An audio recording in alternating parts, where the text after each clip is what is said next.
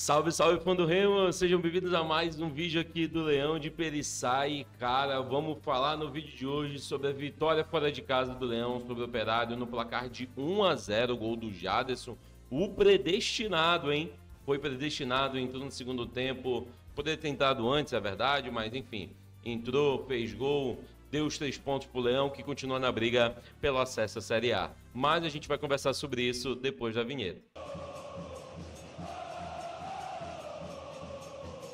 Bom, pessoal, cara, que vitória do Leão, cara. Que vitória importantíssima que o Leão teve para continuar na briga, para continuar ali na disputa pelo acesso. Óbvio, o Remo ainda não está numa melhor posição possível. Acho que a gente ainda está num quesito de correr atrás do prejuízo, né? Porque a gente teve muito problema mesmo naquele período. Meio que assombroso ali com o treinador português, o Antônio Oliveira.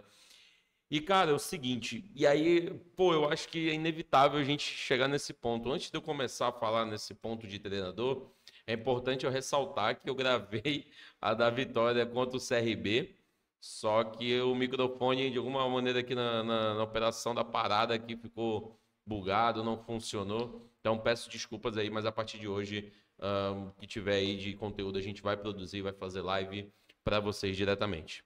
Fechou? Bom, e falando do jogo de hoje, cara, é importante a gente colocar citar uma ideia de que se temos treinador de verdade, um treinador de verdade, ele faz justamente isso que o time precisava. Ele bota as opções certas nos lugares certos, da maneira correta, não é só fazer uma substituição por outra e achar que vai ser a solução dos problemas, que não é. Já cansamos de ver isso no futebol, principalmente dentro do Clube do Remo. Não é só substituir, não é só trocar uma peça por outra. Muitas das vezes esse problema acaba até piorando, né? O time em si acaba só piorando, porque, enfim, cada jogador tem a sua característica, tem a sua forma de jogar e tal.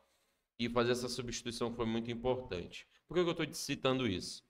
Porque com o Antônio Oliveira a gente tinha um péssimo desempenho, principalmente na questão das substituições. As substituições muitas das vezes acabam pesando muito pro lado do Remo, no quesito que fazia uma substituição, uma peça por outra, e aí o time já não parecia ter muito um padrão de jogo. É aquela história, ele ficou muito conhecido como um entregador de colete, não como um treinador, né, propriamente dito. Isso acabou prejudicando muito o trabalho dele, acabou prejudicando muito a imagem dele.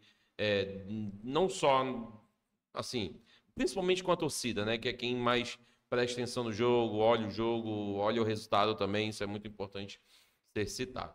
A grande questão quando a gente fala de Guto Ferreira hoje, tu consegue perceber que em 2 jogos existiu uma problemática no Clube do Remo. Era um time que sofria muito antes, né? Sofria muito, principalmente nos momentos finais de jogo e perere parará. E que hoje é um time que sofre, mas sabe sofrer com uma certa qualidade, parecendo um pouco com aquilo que o Daniel Paulista fazia, trabalhava dentro do Remo, né? Eu imagino que o Guto ele tenha se espelhado muito no trabalho do Daniel, que já era um trabalho que vinha sendo um trabalho consistente, e que ele está só implementando aquilo que muito boa parte do elenco já sabe e colocando, obviamente, alguns quesitos ali importantes que ele considera importantes. Tanto é que o Remo, no início do jogo, o Remo, por exemplo, do Daniel Paulista, não era um Remo que pressionava muito a partir do meio-campo, só quando era realmente muito necessário, né, dependendo muito do adversário.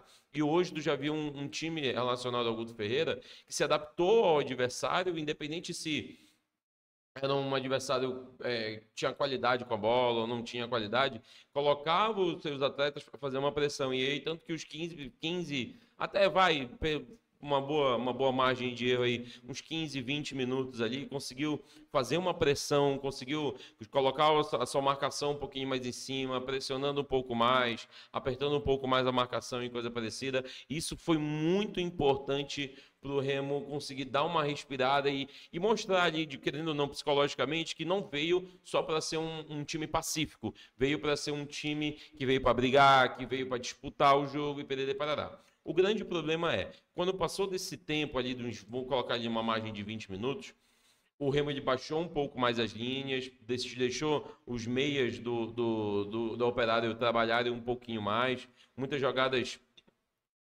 puxando para o meio, né? Eu percebi que o time do Operário, como ele não estava conseguindo pressionar muito bem pelas laterais, achava alguns recursos ali pelo meio de campo, tentando uma finalização de média e longa, para conseguir arranjar alguma coisa. E aí vem um segundo tempo, o Rangel acaba não voltando para o intervalo, né? E, cara, que partida do Igor Vinhas, porque, cara, aquele, assim, o lance da partida dele, assim, indiscutivelmente foi aquele daquela finalização uma atrás da outra em cima dele, que basicamente foram duas defesas de puro reflexo, mas e foram muito parecidas, apesar de ter uma certa distância ali de ângulo e tudo mais, mas foram bem reflexo. Cara, fez uma boa partida o Igor, tá? Ele fez uma boa partida, substitui com bastante qualidade. E no final das contas, eu acho que o Remo ele pressionou bastante aquela linha intermediária ali, né? Aquele meio de campo, conseguiu pressionar um pouquinho, tirou um pouco do conforto dos meias de articulação, volantes de articulação, como o Índio, o próprio Bosquilha, que querendo ou não, ele era um jogador um pouco mais articuloso, que tinha um pouquinho mais o domínio ali do meio campo, tentava, era o cara da bola parada, era o cara de tentar armar o time por ali, né? E aí eu acredito que essa anulação desse jogador acabou facilitando um pouquinho mais. Importante citar também que aquele lateral, o lateral esquerdo deles, esqueci o nome dele agora, o Cristiano, pô, bom jogador, tá? Fez uma boa partida, apesar de não ter aparecido tanto assim, né? Não ter sido chamado tanto assim, não ter sido falado tanto assim. Fez uma boa partida, conseguiu apoiar bem, conseguiu ter boas oportunidades ali, fez alguma tabelinha ou outra. E aí, quando a gente olha para o nosso setor defensivo, eu acho que a dupla de zagueiros não foi uma dupla que teve tanto trabalho. Assim, muito importante citar uma partida indiscutível, uma excelente partida do Klaus. O Klaus fez uma partida de xerifão mesmo, não deixou passar nada, com um bom tempo de bola, me lembrando muito daquela participação ofensiva não, né? É ofensiva defensiva, né? Ou seja, pressionava um pouquinho os atacantes, não deixava eles. Tinha um bom tempo de bola, então conseguia pressionar muito bem esses caras. E eu acho que, assim, se não for. Se não, assim, porque a entrada do Jaderson ela foi muito importante, né? Mas, assim, se esse jogo, digamos que terminasse em 0-0, eu acho que dá para colocar aí como o melhor do jogo o Klaus, tá? O Klaus fez uma excelente partida. E, cara, e aí a gente coloca ali os primeiros 30 minutos do segundo tempo, foi um jogo muito morno, né? Principalmente por parte do Remo. Eram uns contra-ataques assim meio preguiçosos. Não tinha uma aproximação. O Janderson, quando entrou, deu um gás um pouquinho mais ali pelo quanto conseguiu buscar algumas tabelas, fazer 1-2 ali com o João Pedro, né? Conseguiu fazer 1-2 ali com ele, deu uma boa vantagem ali pro Remo, mas é aquela história, parece que faltava os dois lados se conectarem, tá faltando o meio-campo se conectar com o meio-campo se conectar com a ponta e vice-versa, né? Parecia que quando a bola surgia na ponta, uma bola em profundidade, ou coisa parecida, o Janderson ficava basicamente isolado por ali, né? Quando entrou ali no lugar do Nico, né? E ficava faltando, né? Eu entendi que ele como um ponta de canhoto, né? Jogando pela esquerda, a intenção dele não era uma finalização no gol, era de um cruzamento, buscar a linha de fundo, buscar um cruzamento para dentro da área. Só que não é muito a do João Pedro. Já repararam, né? A do João Pedro não é muito daquela presença de área. Ele é um cara de muita velocidade, ele é um cara de muita potência, né? Ele é um cara que está ali disposto a correr o jogo inteiro, só que tem um problema muito grande nele. Ele como finalizador, como centroavante de fato, como aquele cara que está ali para fazer gol, não parece ser muito essa característica dele. Ele parece ser mais um ponta, né? Um jogador de beirada que consegue fazer aquela função de centroavante do que um centroavante de fato.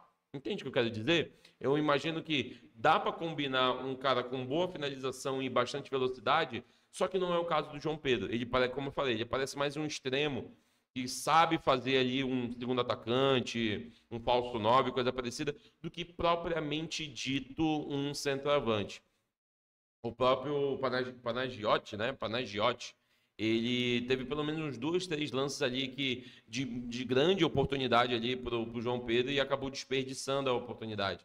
Né? Então, chances ali que poderiam deixar talvez o jogo um pouco mais tranquilo, colocar uma pressão para cima do adversário, e que acabou, sendo muito sincero, se sou eu ali, ai, tá, beleza, deixa esse maluco aí passar que o famoso a natureza da marca, né? Então, cara, ó, sendo muito sincero, eu gostei da partida do Grego, tá? Ele jogou bem, o jogo teve uma boa articulação. Eu acho que ele ainda precisa entregar um pouquinho mais. Eu percebi também que ali acho que da metade do segundo tempo, uns 20, 25 minutos, ele já estava sentindo o peso do cansaço, o ritmo de jogo. A gente sabe que, querendo ou não, ele não estava tão em prática, ele também já não é tão novo. Então, isso são coisas que acabam influenciando no ritmo de jogo dele para com o todo, né? Não é só ele sozinho, mas é para com o todo. Isso é muito importante da gente citar também, porque ele precisa de um apoio, né? O Marcelinho não estava sendo um cara que... O Marcelinho e o Sávio não estavam sendo os caras que ajudavam muito ele na recomposição, e pererê parará, quando avançava, o Caio Vinícius tinha que recompor, o Tachides tinha que recompor, o Natan, ele estava um pouquinho mais lento, né? Ele estava um pouquinho mais atrasado nos lances, isso estava me preocupando um pouco. O Nathan Camargo, para mim, até agora, até hoje, não se provou um grande jogador, um jogador a nível do clube do Remo, que o Remo precisa para o momento. Eu acho que o Pavani, eu acho que outros jogadores estão à frente ali dele. Eu não queria citar o Pedro Castro, mas é porque o Pedro Castro, ele, pelo menos, ele entrega no pulmão, né? Então, ele entrega com um jogador disposto a se sacrificar um estilo de jogo que ele queira praticar para correr em prol do time. E ele não tem muito esse problema. Então, sabe, eu não gosto. Até agora, o futebol do Nathan Camargo não me apresentou nada que justifique ele ser titular, por exemplo, como ele foi hoje, né? Não gostei muito da atuação. Assim, no final das contas, foi uma vitória que os 3 pontos caiu no peito do Remo. O Remo soube matar esses 3 pontos aqui, né, aproveitar uma oportunidade que surgiu para ele, jogou, a sorte estava do nosso lado, esteve do nosso lado nessa oportunidade.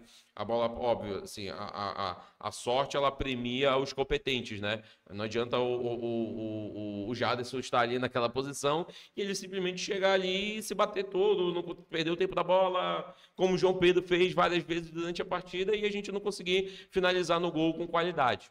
Né? Então, independente da situação, independente do contexto, é importante a gente citar que ele estando ali presente de uma maneira assertiva, como ele esteve ali, eu acho que são fatos importantes para a gente citar. Ele ter ali aquela presença, uma aura, ele já tem uma aura, né? Isso é uma grande verdade. Ele, o clube do Remo, ele já tem uma aura envolvida ali, né? Então ele entrou ali como um predestinado a garantir os 3 pontos e colocar o Remo na disputa, ainda, né? Na disputa pelo acesso à Série A, certo? Pessoal, no mais é isso, a análise do jogo foi essa.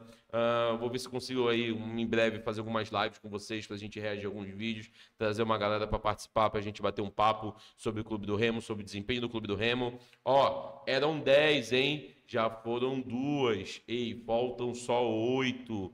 São 8 finais a partir de agora. Das 10 finais, vencemos já 2. Precisamos de mais 8 para fazer a nossa parte, certo? Então vamos lá, vamos com todo o apoio. O próximo jogo é contra o Atlético Paranaense. Os caras estão com uma soberba, hein? Deixa os caras virem com o carrão de cena, achando que eles são os bambambam. Deixa os caras virem que a gente vai dar conta do recado, se Deus quiser, certo? Baenão lotado. Você, seu canalha, que não foi para o último jogo, esteja lá. Faça a sua parte, compre o seu ingresso, apoie o Clube do Remo, vamos para cima, vai dar tudo certo se Deus quiser, certo? Pessoal, no mais é isso, foi um prazer inenarrável mais uma vez estar aqui com vocês, batendo esse papo sobre o Clube do Remo. Não esquece de se inscrever no canal, tá? Ativa o teu sininho de notificações para todos os vídeos aí, você tá por dentro aí do canal do Leão de Periçá. Não esquece de seguir a gente aqui no Instagram, ó, Instagram @leãodepericá_, né? Não tem que ser cedilha, então Leão de Pericá_. Segue a gente nas nossas redes sociais, tem muito meme, muita diversão, story para você participar, interagir com a gente, bater um papo sobre o Clube do Remo. Fechou, pessoal? Bom, é isso. Fiquem com Deus e bora, Leão!